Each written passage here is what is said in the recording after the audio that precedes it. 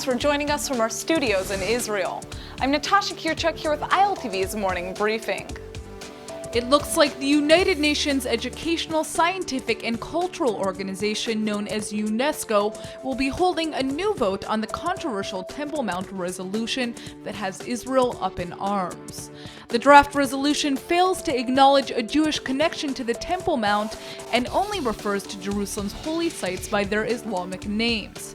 Now Mexico has asked to withdraw its vote in support of the resolution because of that very reason. Even with Mexico's withdrawal, the resolution still has a majority and is expected to pass again. Mexico has changed the country's representative to UNESCO following a diplomatic crisis last week, when the Jewish-Mexican ambassador Andres Romer refused to vote in favor of the resolution and was fired as a result.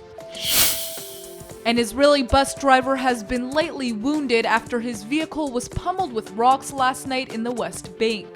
The 35-year-old driver was hit in the face by broken glass shards after stones ripped through his car near the settlement of Beitel Elite. His attackers have not yet been caught. Over the past few days, several violent incidents have taken place in the West Bank and Jerusalem. On Saturday, a 25-year-old Palestinian was caught in Jerusalem's Old City with a knife concealed in his clothes, with plans to carry out an attack in the Temple Mount area. Just yesterday, 10 underage Palestinian teenagers were arrested in East Jerusalem for throwing rocks at passerbys in the Old City. The 15 to 17-year-olds were seen launching stones and bottles from the roof of their school in Jerusalem. Officials have long feared a return to violence with the onset of the Jewish holiday season, when religious tensions often spike.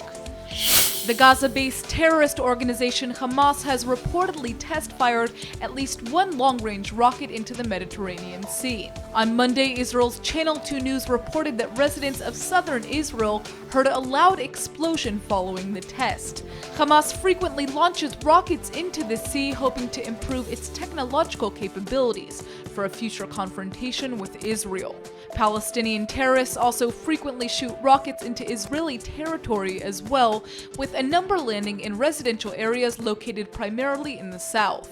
Earlier this month, Palestinian terrorists in Gaza fired 2 rockets at Sderot, setting off air raid sirens and narrowly missing homes. The rockets exploded on a road in the southern town, failing to cause any physical injuries but sending one local resident into shock. Meanwhile, in Gaza, a Hamas court has sentenced a 54-year-old Palestinian to death by hanging on charges of spying for Israel. The court says the man has allegedly been providing a large amount of information to Israel since 1987. A new monument for the 16 Algun members who were killed on the ship Altalena in a firefight with IDF soldiers in 1948 will be unveiled on October 27th in Tel Aviv's Nachalat Yitzhak cemetery, where the men are buried. The monument depicts a concrete ship coated in metal that's partially submerged in the sea. On the side of the monument is a quote by Menachem Begin, who was on board at the time of the shooting in June 1948, saying there will never be a civil war. The incident has been a source of political controversy for decades, a symbol of the bitter struggle between right and left in Israeli politics. Prime Minister Benjamin Netanyahu, who has a degree in architecture himself, has personally approved the model of the monument and will attend the unveiling along with various other Knesset members, former Algun members, and survivors of the attack.